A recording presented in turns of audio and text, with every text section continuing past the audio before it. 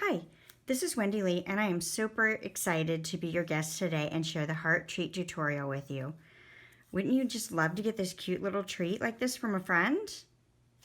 Alright, so the supplies we're going to use today are all from Stampin' Up. So I'm going to pull in my trimmer, a bone folder, some snips, and some strong adhesive.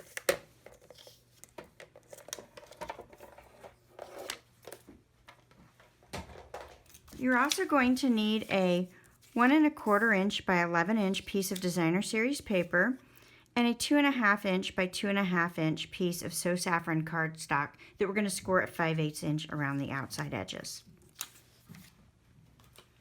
To decorate our project, we're also going to need a 1 3/4 inch by 2 1/4 inch piece of designer series paper and a 1/2 inch by 4 inch piece of very vanilla cardstock. Okay, let's begin. I'm going to start out by folding my designer series paper in half. And I'm going to use my bone folder to give that a nice crease. Okay. I love this paper because it has a really nice embossed finish to some of the elements on it. Just really, really pretty. Okay. So we are going to take some of our strong adhesive. I'm using some tear and tape. You could use the red line tape, whatever makes you happy. I just feel like it's better than using just a tape runner.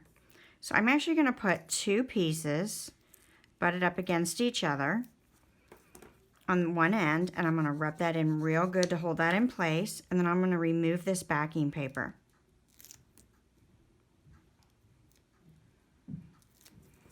Then you're going to turn this in so the ends are to the inside, and you're going to line those up and adhere those together. So see what I mean by that? And that is going to create our heart shape. So that's the base of our card, or our project. So I'm going to set that aside. I'm going to pull out my trimmer, and I want to use the scoring blade. And I am going to score this So Saffron cardstock at 5/8 of an inch on all 4 sides. Let's move our cutting blade out of the way so we don't accidentally cut it. So I'm going to use the measurements on the left side of my channel. I don't know what your paper trimmer is like, but that's one of the things I really like is when I have narrow cuts, I can use the opposite side of the channel here. So I'm going to line that up to 5/8 of an inch, and I'm going to score it, and I'm going to do that on all 4 sides. Okay, one more. Perfect. Now we're done with our trimmer. All right, so let's fold this along each of the score lines and give it a nice crease with our bone folder.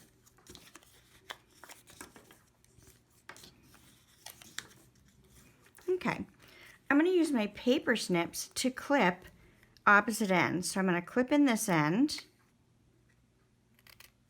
I'm going to go ahead and do a little bit of a V cut here.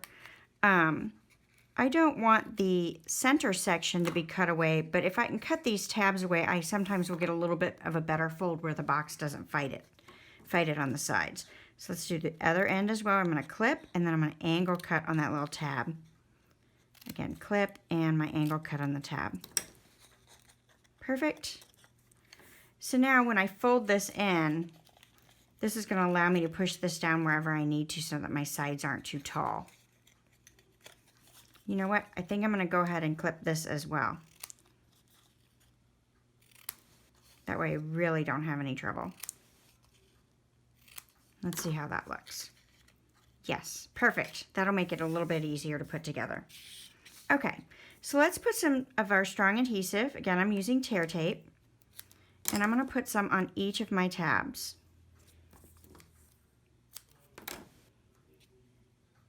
Okay. 2 more. Perfect. Okay, and then I'm going to put a little bit on the bottom because I know I'm going to adhere this to the base of this designer paper. So I'll go ahead and put some tape here. That'll save me from having to fight it later when I've got the box together. All right, so now that all those are in place, I'm just going to rub those in real good with the bone folder so that they're secured. And then I'm going to start to remove my tear tape from my ends. Maybe. There we go. sometimes the paper piercing tool helps us with that. So I'll just fold that in. And you can see where I got my score lines a little bit off. So those sides are a little bit taller than maybe the center side there. But it's okay, it goes together just fine because I've clipped my tabs off. So again, I'm just removing this tape from each of those tabs and then folding those in behind the sides. All right, cute little box, right? Let's go ahead and just secure those really good. Make sure our tape is adhered really, really well. Rub that with our bone folder. Okay, so this box is going to just adhere to the bottom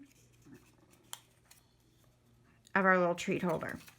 So I've already added that tape, which makes this so much easier to deal with than having to try to add it later.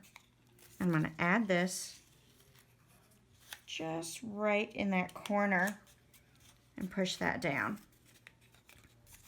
So now that's secured in place. Now you can mess with the paper a little bit and kind of get it a little bit more in the shape that you're looking for, but I think it's super cute how it is. All right, now we are ready to decorate our treat holder.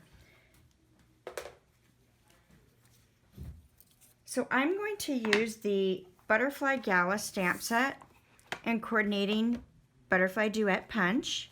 And then I'm also going to pull in the Very Vased stamp set and the tailored tag punch. Okay, let's begin. So I have already put my stamp on a block and I am using soft suede ink.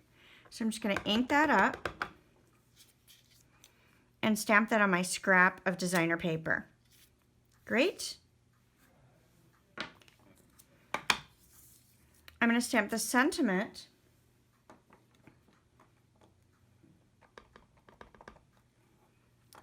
right in the center of my vanilla strip that I've got there.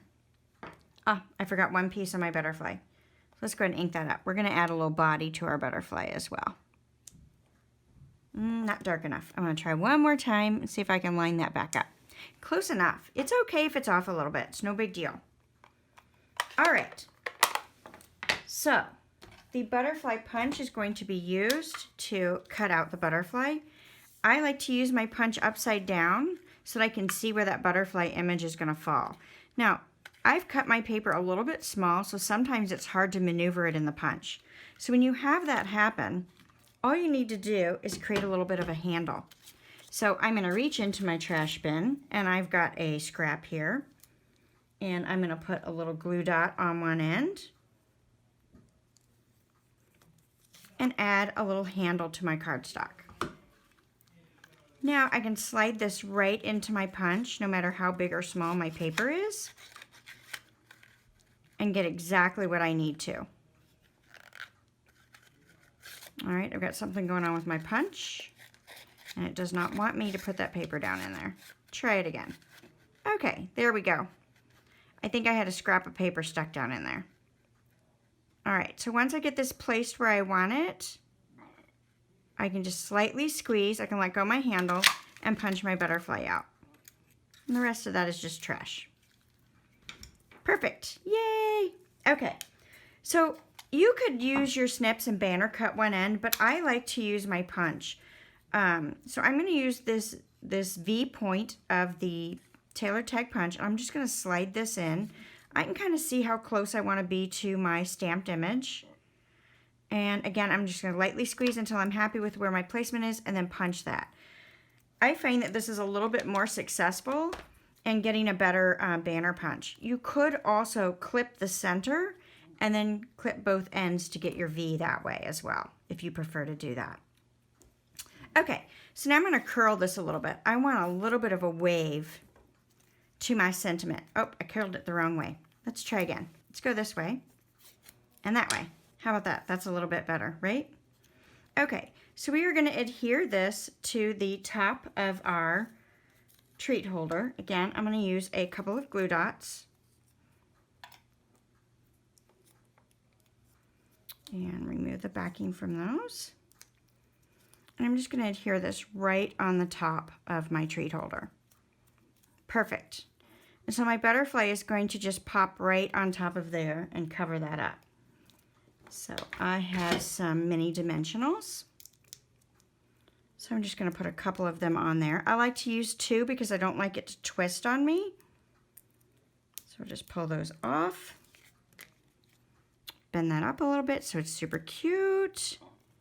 And then add that to the top. Now, if you wanted a little bit more dimension, you could run your bone folder along the wings and give your butterfly a little bit more movement. And then you're just ready to add your treat down inside that box. So that you can see a Ferrero Rocher fits absolutely perfectly. So now I've got 2 super cute treats that are ready to hand off to a friend. I hope you really enjoyed this tutorial today and you give it a try. Thank you for joining me and hope to see you again soon. Thank you.